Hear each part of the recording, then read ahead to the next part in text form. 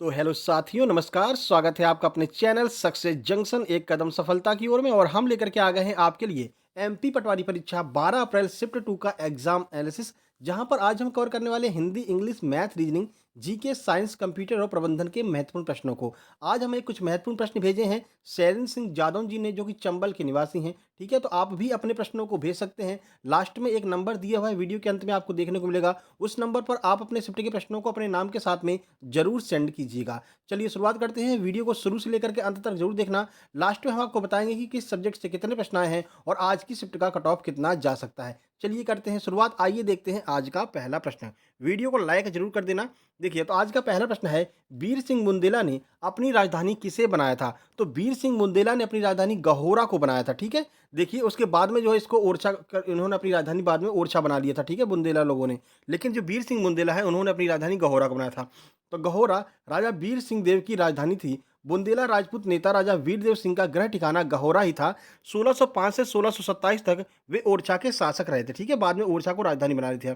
और सबसे प्रमुख राजाओं में से एक थे राजा वीर सिंह देव बुंदेला ने ओरछा पर शासन किया। बुंदेला राजवंश के इतिहास में राजा बुंदेला के समय को स्वर्णिम काल माना जाता है। ऐसा कहा जाता है कि बुंदेला वास्तुकला उस समय अपने चरम पर थी जब राजा वीर सिंह देव बुंदेला जो है वो ओरछा पर शासन कर रहे थे। ठीक है, तो वास्तुकला उन्होंने काफ़ी सारी चीज़ें बनाई हैं ओरछा में। आप कभी जाइएगा ओरछा घूमने, हम तो गए हैं ओरछा घूमने, बहुत सारे वहाँ पर जो फोर्ट वगैरह है काफ़ी अच्छे अच्छे वहाँ पर देखने को मिलते हैं। ठीक है, चलिए आगे बढ़ते हैं।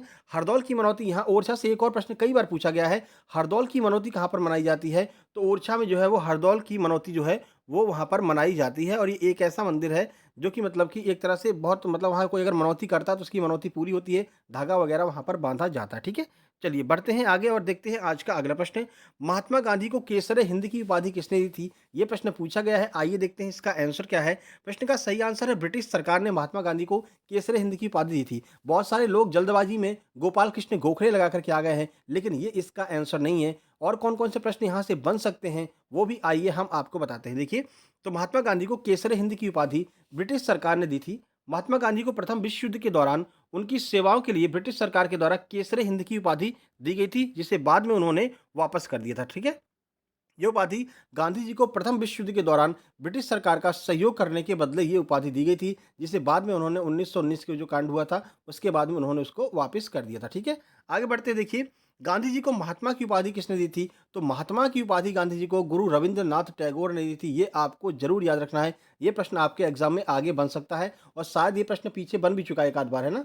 अगर किसी को याद हो तो बताइएगा। हमें ऐसा लग रहा है हमने ये प्रश्न एक बार पढ़ाया है। ठीक है, चलिए आगे बढ़ते हैं और देखते हैं और कौन सा प्रश्न बन सकता है। तो गांधी जी को राष्ट्रपिता की उपाधि किसने दी? तो सुभाष चंद्र बोस ने गांधी जी को राष्ट्रपिता की उपाधि दी थी। ठीक है, और कौन सा प्रश्न बनेगा? सुभाष चंद्र बोस को नेताजी की उपाधि किसने दी थी? तो हिटलर ने सुभाष चंद्र बोस को नेताजी की उपाधि दी थी। और कौन सा प्रश्न बन सकता है? गांधी जी के राजनीतिक गुरु कौन है? तो ये प्रश्न बनेगा, ये प्रश्न लोगों के दिमाग में घूम रहा था, गोपाल कृष्ण गोखले जो है वो गांधी जी के राजनीतिक गुरु हैं। यही प्रश्न आपके दिमाग में घूम रहा था, इसलिए लोग जो है गोपाल कृष्ण गोखले आंसर लगा करके चले आए थे, जो कि इसका गलत आंसर था। ठीक है, तो ब्रिटिश सरकार ने गांधी जी को केसरी हिंद की उपाधि दी थी। वीडियो को लाइक कर दीजिए। देखिए, हमारा काम सिर्फ इतना नहीं कि आपको प्रश्न केवल कराएं और उसका आंसर बता करके निकल जाएं। हमारा काम है आपको प्रश्न कराएंगे, आंसर बताएंगे, और कौन सा प्रश्न उस प्रश्न से बन सकता है वो भी हम आपको बता के जाते हैं। तो वीडियो को लाइक करके चैनल को सब्सक्राइब कर लेना। देखिए, राष्ट्रपति द्रौपदी मुर्मू ने अपने स्थान पर किसे बंगाल का नया राज्यपाल बनाया है? जैसे कि अभी कुछ राज्यपालों कुछ जो राज्य हैं उनके राज्यपाल चेंज किए गए हैं, उनकी भी लिस्ट हम आपको करा दे रहे हैं, क्योंकि राज्यपाल से यहाँ से एक प्रश्न पूछा है, इसका मतलब आगे राज्यपाल से प्रश्न पूछा जाने वाला है। राज्यपाल और मुख्यमंत्री से प्रश्न आएगा।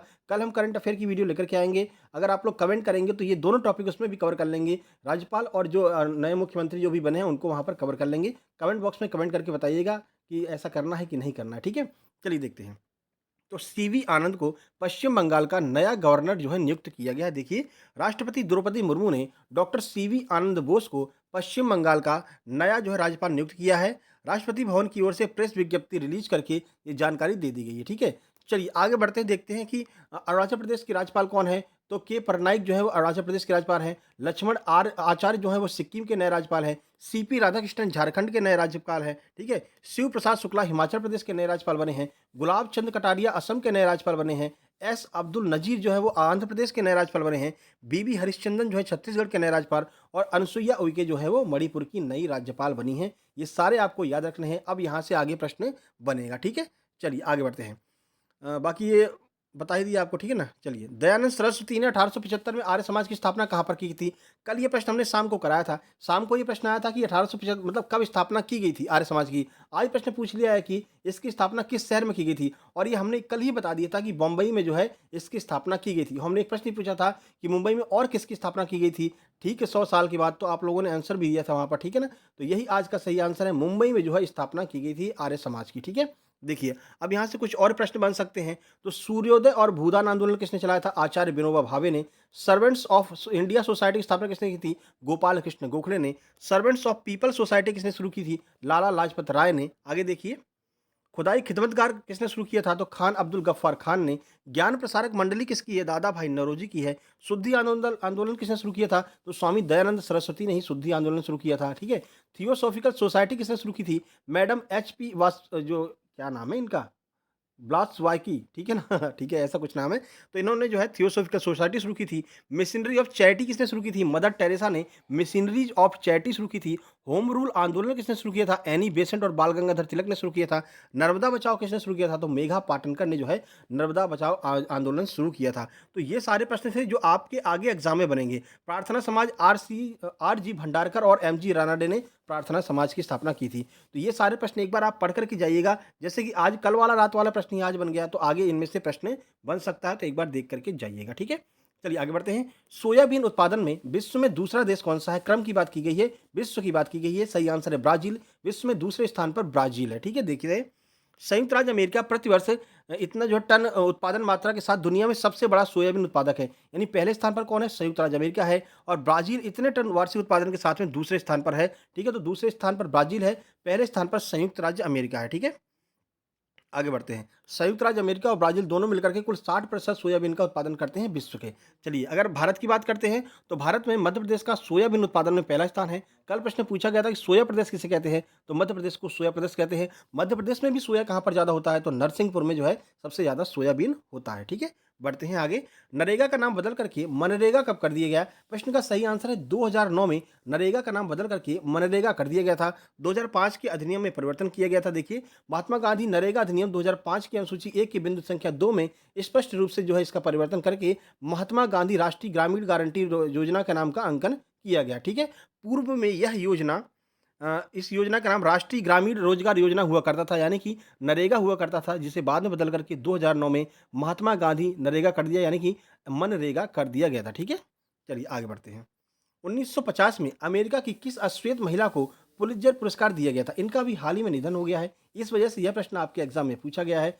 तो इनका नाम है ग्वेडोलिन ब्रूक्स। 1950 में इन्हें जो है ये अश्वेत महिला पहली हैं जिन्हें पुलित्जर पुरस्कार दिया गया था। देखिए, तो ग्वेडोलिन ब्रूक्स एनी एलन नामक कविता की पुस्तक के लिए पुलित्जर पुरस्कार जीतने वाली पहली अश्वेत अमेरिकी बनी थी, ठीक है। लेखक, कवि और शिक्षक जिन्हें वी रियल कूल और the ballad of Rudolph Reed जैसी कविताओं के लिए इनको जो है जाना जाता है। पहली ऐसी अश्वेत महिला है जिन्हें पुलित्जर पुरस्कार दिया गया था। आज देखिए, कौन से देश की राजधानी पूछी है, मतलब कि इतना खतरनाक प्रश्न है। तो बुर्किना फासो की राजधानी क्या है? सही आंसर है ओगा डोउगु, ठीक है ना, ओगा डोउगु। ये बुर्किना फासो की राजधानी है। आज यही राजधानी आपसे पूछा गया था, यानी कि राज्य मतलब देश और देश की राजधानियां भी पूछ रहे हैं। तो कल वाले वीडियो में कुछ ऐसे जो देश हैं जो आप नहीं ध्यान दे पाते हैं, उनकी राजधानियां पूछ रहे हैं, उनको कल हम कवर करा देंगे, ठीक है ना। देखिए, तो बुर्किना फासो पूर्व में से अपर वोल्टा कहते थे, पश्चिमी अफ्रीका का एक स्थल रुद्ध देश है जिसकी सीमाएं उत्तर में माली, पूर्व में नाइजर, उत्तर पूर्व में बेनिन, दक्षिण में टोगो और घाना और दक्षिण पश्चिम में कोट द आइवोर से मिलती हैं, ठीक है। चलिए, यहाँ की मुद्रा देख लेते हैं। तो मुद्रा है यहाँ की फ्रैंक। ये प्रश्न आज पूछा गया था, खतरनाक सा ये प्रश्न था, ठीक है। चलिए आगे बढ़ते हैं। सरोजनी नायडू सबसे पहले किस राज्य की राज्यपाल बनी थी? तो आपको पता है उत्तर प्रदेश की पहली राज्यपाल कौन है, और देश की भी पहली राज्यपाल कौन है? तो वो है सरोजनी नायडू। देखिए, तो सरोजनी नायडू ने मार्च 1947 में एशियाई संबंध सम्मेलन में संचालन समिति की अध्यक्षता भी इन्होंने की थी। भारत को स्वतंत्रता मिलने के बाद वह उत्तर प्रदेश की पहली महिला राज्यपाल बनी थी, और वे एक स्वतंत्रता सेनानी और बढ़िया कवित्री भी थी। इन्हें स्वर कोकिला के नाम से भी जाना जाता था। चलिए बढ़ते हैं आगे। अगला प्रश्न, चंदेल शासकों ने अपनी राजधानी कहाँ पर विस्थापित की थी? देखिए, ऐसा नहीं कि एमपी से प्रश्न नहीं आ रहे हैं, एमपी से 3 से 4 प्रश्न आज पूछे गए हैं। तो एमपी को हल्के में लेकर के नहीं चलना है, हाँ हल्के में पढ़ना है, लेकिन ऐसा नहीं कि बिल्कुल नहीं पढ़ना, ठीक है ना, थोड़ा बहुत पढ़ करके आपको जाना है। तो महोबा उन्होंने अपनी राजधानी विस्थापित की थी। पहले इनकी राजधानी कहाँ थी, कब विस्थापित की थी? आइए पूरी जानकारी आपको देते हैं। देखिए, तो 9वीं शताब्दी से 13वीं शताब्दी तक चंदेलों ने मध्य भारत पर शासन किया था। उनकी पहली राजधानी खजुराहो हुआ करती थी, जिसे बाद में महोत्सव नगर या फिर महोबा में स्थानांतरित कर दिया गया था इन चंदेल शासकों के द्वारा, ठीक है? तो चंदेल शासकों ने कहाँ के मंदिरों का निर्माण कराया था? ये आज का क्वेश्चन ऑफ द डे है। इसे कमेंट बॉक्स में आपको कमेंट करना है कि कौन से मंदिरों का निर्माण अभी आंसर आ गया, ठीक है? चंदेल शासकों ने जो है कौन से मंदिरों का निर्माण करवाया था, ये आपको कमेंट बॉक्स में कमेंट करना है, ठीक है? आगे बढ़ते हैं। पादप जगत का उभयचर किसे कहा जाता है? तो ब्रायोफाइट्स को पादप जगत का उभयचर कहा जाता है। देखिए, तो ब्रायोफाइट्स को पादप जगत के उभयचर के रूप में जाना जाता है, क्योंकि वे मिट्टी में निवास करते हैं, लेकिन यौन प्रजनन के लिए पानी की इनको आवश्यकता होती है। तो ब्रायोफाइट दोनों तरह के काम करते हैं, इसीलिए इन्हें उभयचर के नाम से जाना जाता है। पादप जगत का उभयचर कौन है? ब्रायोफाइटा है, ठीक है? आगे बढ़ते हैं। एक यौगिक की सबसे छोटी इकाई क्या होती है? तो अणु जो है वो एक यौगिक की सबसे छोटी इकाई होती है। एक अणु एक यौगिक की सबसे छोटी इकाई है जो अपने आप में मौजूद हो सकता है और वह सभी रासायनिक गुणों को बनाए रख सकता है, यानी कि अणु जो है वो एक यौगिक की सबसे छोटी इकाई होती है, ठीक है? सर्वाइकल में कुल कितनी हड्डियां होती हैं? तो कुल 33 हड्डियां मानव के सर्वाइकल में पाई जाती हैं। देखिए, तो मानव की रीढ़ की हड्डी का स्तंभ 33 हड्डियों से बना है। कशेरुकाओं को अंतरा मेरुदंडीय डिस्क द्वारा अलग-अलग किया जाता है, यानी कि कुल 33 हड्डियाँ मानव शरीर की रीढ़ की हड्डी वाली जो कशेरुका दंड होता है उसमें पाई जाती हैं, जिसे हम सर्वाइकल भी कहते हैं। आगे बढ़ते हैं, पास्कल का नियम किस पर लागू होता है? तो उसमें दिया था द्रव पर, सॉलिड पर, गैस पर, किस पर नियम लागू होता है? तो द्रवों पर जो है पास्कल का नियम लागू होता है। देखिए, तो द्रव के दाब के संचरण के संबंध में वैज्ञानिक पास्कल ने एक नियम का प्रतिपादन किया था, जिसे पास्कल का नियम कहते हैं। इस नियम के अनुसार जब किसी बंद पात्र में रखे द्रव के किसी एक भाग पर संतुलन अवस्था में दाब लगाया जाता है, तो बिना क्षय हुए संपूर्ण द्रव का सभी दिशाओं में समान रूप में संचारण हो जाता है। यही आपके पास्कल का नियम था। ये नियम भी आप पढ़ लीजिए, क्योंकि आजकल जो है ना वो आपके वैसे स्टेटमेंट वाले प्रश्न भी पूछे जा रहे हैं, तो वहाँ स्टेटमेंट वाले प्रश्नों में आपकी ये मदद करेगा। बाकी आपको बता दें, 15 मार्च से लेकर के अब तक जितने भी प्रश्न आपके एमपी पटवारी में पूछे गए हैं, उनकी एक साथ में वीडियो कंपाइल करके हमने डाल दी है। वो वीडियो इस वीडियो के अंत में इसी स्क्रीन पर आपको देखने को मिल जाएगी। यहाँ पर वो वीडियो आप ज़रूर देख लीजिएगा। बाकी 1 अप्रैल से कौन-कौन से प्रश्न नए ऐड हुए हैं, उनकी वीडियो भी हम बनाने की कोशिश करेंगे। कल सुबह कोशिश करेंगे कि वो वीडियो जो है जीके और साइंस ऑफ कंप्यूटर की, वो वीडियो 1 अप्रैल से अब तक पूछे गए प्रश्नों की, उसको भी कल सुबह डाल दें। तो कल सुबह हो सकता है 2 वीडियो डलें। एक तो आपकी करंट अफेयर की डलेगी और एक जो 1 अप्रैल से अब तक पूछे गए हैं, उनकी वीडियो भी कल सुबह डल जाएगी। ठीक है? चलिए। तब तक आप ये 15 मार्च वाला ज़रूर देख लेना। राष्ट्रपति रामनाथ कोविंद ने राष्ट्रीय महिला विधायक सम्मेलन की अध्यक्षता किस राज्य में की है? तो केरल में अभी गए थे 3 दिवसीय यात्रा पर 2022 में। 2022 की ये करंट अफ़ेयर है, ठीक है ना? तो 2022 की करंट अफ़ेयर कल सुबह आपको आने वाली है, नवंबर-दिसंबर, ठीक है? या हो सकता है अक्टूबर भी कवर कर लें। अक्टूबर, नवंबर, दिसंबर की करंट अफ़ेयर कल सुबह आएगी। आज जनवरी और फरवरी 2023 की करंट अफ़ेयर आज सुबह मैंने डाल दी है, वो जाकर के ज़रूर देख लेना। जितने भी महत्वपूर्ण प्रश्न हैं, जो आपके एग्ज़ाम में बिल्कुल छप रहे हैं, विथ प्रूफ हमने वहाँ पर दिखाया कि हाँ, ये प्रश्न पटवारी में इस दिन आया था, ये प्रश्न पटवारी में इस दिन आया था, ठीक है ना? तो वो सारे प्रश्न करंट अफ़ेयर के आज हम लेकर के आए हैं। सुबह वीडियो हमने डाल दी थी, उसका सेकंड पार्ट कल डलेगा, जहाँ पर कल हम अक्टूबर, नवंबर, दिसंबर 2022 को कवर करेंगे, क्योंकि वहाँ से भी बहुत सारे प्रश्न बन रहे हैं। ये प्रश्न जो है वो आपका नवंबर 2022 का है, ठीक है? तो केरल में इन्होंने जो है अध्यक्षता की थी। तो बृहस्पतिवार को कोविंद कोविंद विधानसभा परिसर के शंकर नारायण थम्पी हॉल में 2 दिवसीय राष्ट्रीय महिला विधायक सम्मेलन 2022 का उद्घाटन करने पहुंचे थे, ठीक है ना? और उसके बाद में वे वहाँ से पुणे के लिए रवाना हो गए थे। ये आपका नवंबर 2022 का प्रश्न है। 2022 से करंट अफ़ेयर बन रही है, यानी कि कल सुबह आपके लिए 2022 की करंट अफ़ेयर के महत्वपूर्ण प्रश्न आ जाएँगे, ठीक है? चलिए आगे बढ़ते हैं। उसके अलावा अगर आप एमपीएसआई, एमपी पटवारी तो ही गया, एमपीपीएससी, एमपी वन रक्षक, जेल प्रहरी, पुलिस की तैयारी कर रहे हैं, तो इस चैनल को सब्सक्राइब जरूर कर लीजिएगा, क्योंकि 25 तारीख से सुबह आपकी एमपीपीएससी, एमपीएसआई की क्लास चलेगी, शाम को आपकी एमपी पुलिस, वन रक्षक, जेल प्रहरी की क्लास चलेगी। फ्री ऑफ कॉस्ट, एक भी रुपए आपको नहीं देना है। करंट अफेयर हम कराएंगे, रीजनिंग हम कवर कराएंगे, साइंस कवर कराएंगे, इंग्लिश कवर कराएंगे, सब कुछ आपका हम कवर कराने वाले हैं, ठीक है? चलिए, इनमें से किस तत्व को जल में रखा जाता है? कल केरोसिन वाला आया था, आज जल वाला आया है। सही आंसर है फास्फोरस। फास्फोरस को जल में रखा जाता है। क्यों रखा जाता है? देखिए, तो फास्फोरस को पानी में रखा जाता है ताकि यह वायुमंडलीय ऑक्सीजन के संपर्क में जो है ना आए, क्योंकि वायुमंडल के ऑक्सीजन के संपर्क में आने से इसमें आग लग जाती है, ठीक है? फास्फोरस वह तत्व है जिसका शाब्दिक अर्थ है मैं प्रकाश ले जाता हूँ, ठीक है? फास्फोरस एक रासायनिक तत्व है जिसकी परमाणु संख्या 15 होती है। परमाणु संख्या भी आजकल बहुत पूछी जा रही है, तो याद रखना परमाणु संख्या 15 होती है। एक प्रश्न अभी-अभी हमारे सामने आ रहा है, सोडियम बाइकार्बोनेट का फॉर्मूला पूछा है। अगर पूछा है तो आप याद रखिएगा, सोडियम बाइकार्बोनेट का फॉर्मूला क्या होता है, वो कमेंट बॉक्स में कमेंट कर दीजिए, ठीक है?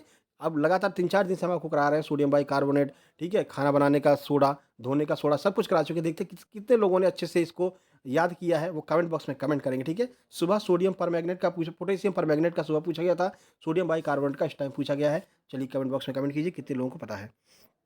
जैव अपघटक का उदाहरण पूछा गया था। तो चलिए जैव अपघटक के बारे में आपको बता दें, कल भी हमने बताया था। तो सूक्ष्म जीव जो मृत जीवों में मौजूद जटिल कार्बनिक यौगिक जैसे कि मृत पौधों और जानवरों और उनके उत्पादों जैसे कि मूत्र आदि को सरल पदार्थों में तोड़ते हैं, को जैव अपघटक कहा जाता है। ठीक है। जैव अपघटकों के कुछ उदाहरण की बात करें तो जीवाणु और कवक जो हैं वो जैव अपघटक के उदाहरण होते हैं, महत्वपूर्ण उदाहरण है। कल भी हमने इसको कराया था। ठीक है। चलिए बात करते हैं हिंदी की। हिंदी में आज आपसे जो है सोरठा का उदाहरण पूछा गया था। 3 पर्यायवाची पूछे गए थे। वाक्यों को क्रम में लगाने के लिए 3 से 4 प्रश्न इंग्लिश में भी आ रहे हैं और हिंदी में भी आए थे। सुबह वाली शिफ्ट में भी आए थे और शाम वाली शिफ्ट में आए थे। श्रृंगार रस का उदाहरण पूछा गया था। तत्सम तद्भव शब्द पूछे गए थे। शब्द युग में जो है नया टॉपिक यहाँ पर जुड़ा है। शब्द युग्म का मतलब समझ रहे हैं? पर्यायवाची वही, मतलब एक समान शब्द युग्म दे देंगे, फिर नीचे उसका ऑप्शन देंगे, बताइए कि कौन सा ऊपर वाले शब्द युग्म के समान है। ऐसा प्रश्न आ रहा है। ठीक है। चलिए क्रिया विशेषण का प्रश्न था। वर्तनी शुद्धि से 3 से 4 प्रश्न थे। छंद के 2 से 3 प्रश्न थे। अव्ययी भाव समास का उदाहरण पूछा गया था। बात करते हैं रीजनिंग की। तो रीजनिंग में सिटिंग का प्रश्न आया था। टेबल के चारों कोनों पर बैठे हुए लोग बाहर की तरफ देख रहे हैं और बीच में बैठे हुए लोग अंदर की तरफ देख रहे हैं। फिर वहाँ पर आपका बनवाया था, मतलब कि वो पजल टाइप का बनवा करके पूछा था, इनके बाएं कौन है, इनके दाएं कौन है, ये प्रश्न था। एक लाइनर वाली सीटिंग बनाई थी, मतलब कि उत्तर की ओर मुख करके 6 लोग बैठे हुए हैं। ठीक है ना, ऐसे बैठा करके। एक प्रश्न यहाँ से भी बना था आपका। तो सिटिंग के 2 प्रश्न थे। ब्लड रिलेशन के प्रश्न थे। कोडिंग वाला ब्लड रिलेशन आ रहा है। सुबह भी हमने आपको बताया था कि कोडिंग वाला ब्लड रिलेशन आ रहा है। ठीक है। डायरेक्शन दिशा परिवर्तन आया था, यानी कि जैसे कि ऐसे दिशा बना दी है। ठीक है। उत्तर को उत्तर पश्चिम कह देते हैं, पश्चिम को पूरब दक्षिण कह देते हैं। तो बताइए कि ये मतलब उत्तर दिशा बाद में कौन सी हो जाएगी। ऐसे वाले जो प्रश्न होते हैं, आज डायरेक्शन से ये प्रश्न पूछा गया है। ठीक है। अगली आकृति कौन सी होगी, यहाँ से 3 प्रश्न हैं। छिपी हुई आकृति से 4 प्रश्न पूछे गए हैं। कोडिंग डिकोडिंग से 2 प्रश्न, एनालॉजी के 3 प्रश्न, अल्फाबेट से 2 प्रश्न, मिरर से भी 2 प्रश्न पूछे गए हैं। इमेज काउंटिंग करने के लिए 1 प्रश्न आया था और लुप्त संख्या वाले 2 से 3 प्रश्न, लुप्त संख्या वाले भी देखने को मिले हैं। ठीक है। आगे बढ़ते हैं। मैथ की बात करते हैं। ब्रॉड मास से 3 प्रश्न थे। सिंप्लीफिकेशन का 2 प्रश्न देखने को मिला है। अभाज्य संख्याओं से भी आज प्रश्न थे। एक वर्ग के विकर्ण पर, विकर्ण की लंबाई दी हुई थी, एक वर्ग के विकर्ण पर एक और वर्ग बनाया जाता है। दोनों वर्गों के क्षेत्रफलों का अनुपात बताइए यदि विकर्ण की कुछ लंबाई दी हुई हो तो। ठीक है। सीआईएसआई से 5 से 6 प्रश्न, डीआई के 3 प्रश्न आए थे। प्रॉफिट लॉस से लगभग 4 प्रश्न, टाइम एंड वर्क से 2 से 3 प्रश्न, 2D से, यानी कि आज आपकी जो मेंसुरेशन 2D से प्रश्न पूछे गए हैं। ठीक है। औसत के 2 प्रश्न, परसेंटेज के 4 से 5 प्रश्न और पाई चार्ट से 2 प्रश्न पूछे जा रहे हैं। एक यहाँ पर आपका रेशियो वाला भी आया था, A ratio B ratio C, 20 30 40 है, फिर ऐसा कुछ प्रश्न बनाया गया था। ठीक है। चलिए बढ़ते हैं आगे, कंप्यूटर की बात करते हैं। एमएस वर्ड में पेज ब्रेक की शॉर्टकट की क्या होती है, ये पूछा गया था। बस टोपोलॉजी से प्रश्न बना था। एमएस वर्ड में प्रिंट प्रीव्यू कैसा दिखाई देता है, कितने पेज पर दिखाई देता है, ये पूछा गया था। ठीक है। आगे बढ़ते हैं। देखिए वायरस से संबंधित प्रश्न था, इंटरनेट से संबंधित प्रश्न था, ओएसआई मॉडल पूछा गया था। इस शिफ्ट में कोई भी कोडिंग आज नहीं आई है। सुबह वाली शिफ्ट में भी कोई कोडिंग नहीं थी। ठीक है। आगे बढ़ते हैं। बात मैनेजमेंट की करते हैं। तो प्लानिंग के सिद्धांत से प्रश्न था। इकोनॉमिक्स के 2 से 3 प्रश्न हैं। इकोनॉमिक्स की वीडियो ऑलरेडी अपलोड कर चुके हैं, एनडीपी जीडीपी सीआरआर वाली, वो वीडियो जरूर सर्च कर लीजिएगा। ठीक है। चलिए आगे बढ़ते हैं। फ्यूल के नियम से प्रश्न आया था। विपणन के 2 प्रश्न, नियोजन के 3 प्रश्न और केस स्टडी से भी 1 से 2 प्रश्न देखने को मिला है। यानी कुल मिलाकर के थोड़ा आप मतलब वही 18-19 नंबर का आ रहा है आपका मैनेजमेंट। ठीक है। बात करते हैं इंग्लिश की। पीक्यूआरएस 6 से 7 प्रश्न, पीक्यूआरएस की वीडियो अपलोड कर दी गई है। ट्रिक हमने बता दी है कि कैसे इसको पेयर बना करके सॉल्व करेंगे, दोनों तरह की बताई है। PQRS by success junction search करेंगे तो आपको देखने को मिल जाएगा। ठीक है। उसके अलावा एक्टिव वाइज पैसिव वाइज के लगभग 5 से 6 प्रश्न थे। एक्टिव पैसिव की भी वीडियो अपलोड कर दी है, ट्रिक वाली, देख लीजिएगा। Active passive voice by success junction आपके सामने वो दोनों वीडियो आ जाएंगी, जिनमें हमने एक में टेंस को कवर किया, टेंस वाले एक्टिव पैसिव को, और दूसरे में जो आपका ऑर्डर वाला होता है, इच्छा सूचक होता है, इन वालों को कवर किया। दोनों वीडियो देख करके जाइए क्योंकि दोनों तरह के प्रश्न बन रहे हैं। नरेशन का एक पार्ट अपलोड कर चुके हैं। 4 प्रश्न आज आए थे, सिंपल लेवल के ही आ रहे हैं। तो कल सुबह करंट अफेयर ही लेकर के आएंगे। नरेशन के सिंपल लेवल के प्रश्न आ रहे हैं, सर्च कीजिएगा नरेशन बाई सक्सेस जंक्शन, तो वो वीडियो आपको देखने को मिल जाएगी, ट्रिक वाली। ये तीनों टॉपिक हमने कवर किए हैं क्योंकि तीनों टॉपिक से बहुत ज़्यादा प्रश्न आ रहे हैं। ठीक है। बात करते हैं वोकैबुलरी से भी अच्छे प्रश्न आ रहे हैं। ईडीएम के 2 प्रश्न, कॉमन एरर के 3 प्रश्न, वन वर्ड के 1 से 2 प्रश्न और सिनो इंट्रो के भी 2 प्रश्न आ रहे हैं। यहाँ पर जो है ना, अब यहाँ से आज से जो है वो वोकैबुलरी का सेक्शन बढ़ गया है। सुबह भी वोकैबुलरी अच्छी आई थी, शाम को भी वोकैबुलरी अच्छी आई है। तो वोकैबुलरी की एक काम करेंगे हम, 10 मिनट की एक वोकैबुलरी की वीडियो बना देंगे क्योंकि जो एसएससी वाली वोकैबुलरी है ना वही पूछी जा रही है। तो हो सकता है कल शाम तक वो वीडियो भी अपलोड कर दें। तो कल 3-4 वीडियो अपलोड होंगी, इसलिए चैनल को सब्सक्राइब जरूर कर लीजिएगा। ठीक है। नोटिफिकेशन बेल जरूर दबा लीजिए, जिससे जैसी वीडियो अपलोड हो आपके पास नोटिफिकेशन पहुंच जाएगा, तो आप आराम से देख लेंगे। ठीक है। बाकी करेक्शन के भी प्रश्न आए थे और स्पेलिंग चेक के 2 प्रश्न थे। बात करते हैं ऑल ओवर सब्जेक्ट की बात करें तो देखिए 70 प्लस प्रश्न आपके मैथ रीजनिंग क्या हैं। जीके साइंस के 42, कंप्यूटर के 23, मैनेजमेंट के 18 प्रश्न, इंग्लिश के 27 से 28 प्रश्न इंग्लिश के पूछे गए हैं। हिंदी की पूरी 25 प्रश्न जो है वो हिंदी से पूछे गए हैं। ठीक है। आज की कट ऑफ की बात करें तो वही 140 प्लस जो है वो कट ऑफ आज का जा सकता है। ठीक है। बात करते हैं, अगर आपको हमसे कॉन्टैक्ट करना है तो हमारी इंस्टाग्राम आईडी है मिस्टर टू हेट 800, इसको सर्च कर लीजिएगा और हमको फॉलो करके आप वहाँ से कोई भी चीज़ पूछ सकते हैं कि सर इसके एडमिट कार्ड कब आ रहा है, या फिर कब भर्ती आ रही है, कब रिजल्ट आ रहा है, कितना कट ऑफ हुआ, आप वहाँ पर पूछ सकते हैं। ठीक है, ये यहाँ पर वो बार कोड भी दिया है, इसको स्कैन करके भी आप जो है हमारे आईडी तक पहुँच सकते हैं। बाकी बात करते हैं टेलीग्राम की, तो ये हमारा टेलीग्राम चैनल है, इसको ज़रूर ज्वाइन कर लेना। यहाँ पर आपको इसकी पीडीएफ मिल जाएगी। इसके अलावा ये वो व्हाट्सएप नंबर है जहाँ पर अपने प्रश्नों को आपको सेंड करना है। केवल व्हाट्सएप ही कीजिएगा, कॉल मत कीजिएगा, क्योंकि कॉल रिसीव नहीं होगी, ऑफिशियल नंबर है। अगर हाँ, आपको हमसे कोई जानकारी लेनी है तो आप यहाँ पर हमको फॉलो कर सकते हैं इंस्टाग्राम पर, ठीक है ना? यहाँ से हम आपको कोई भी जानकारी आपको दे देंगे, ठीक है? चलिए, वीडियो को लाइक कर दीजिए, चैनल को सब्सक्राइब कर दीजिए। तबीयत आज थोड़ी ख़राब थी, लेकिन फिर भी हम वीडियो लेकर के आए हैं, क्योंकि बहुत सारे लोग यहाँ पर इंतजार करते रहते हैं, ठीक है? मौसम चेंज हो रहा है तो जुकाम-वुकाम ये सब होती रहती है, लेकिन बहुत सारे लोग इंतजार करते हैं। बहुत सारे और भी चैनल है जो इसकी कॉपी करके, इस वीडियो की कॉपी करके प्रश्नों को फिर डालते हैं, थोड़ा बहुत उनका भी काम चल जाता है। तो ये वीडियो आप बहुत लोगों के लिए महत्वपूर्ण होती है, इसलिए कोई भी स्थिति हो, हम आपके लिए डेली वीडियो लेकर के आते रहेंगे। जो सब्जेक्ट नया पूछा जाएगा उसके ऊपर वीडियो भी एक्स्ट्रा बनाते रहेंगे। एमपीएसआई, एमपीपीएससी की तैयारी शुरुआत होने वाली है 25 तारीख से। इस वीडियो को लाइक करके चैनल को सब्सक्राइब कर लेना, ठीक है? चलिए, जल्द ही मिलते हैं कल सुबह करंट अफेयर वाली वीडियो में। तैयार रहना, 6:30 से 7 के बीच में वो वीडियो डल जाएगी। उसके बाद में 1 अप्रैल से अब तक पूछे गए लेटेस्ट प्रश्न जो हैं जीके और साइंस के, वो वीडियो भी डल जाएगी। उसके बाद में अपना एग्जाम एलसीएस आएगा, ठीक है? तो 4-5 वीडियो कल आने वाली हैं। सब्सक्राइब करके नोटिफिकेशन बेल दबा लेना। जल्दी मिलते हैं कल सुबह, तब तक के लिए नमस्कार, धन्यवाद।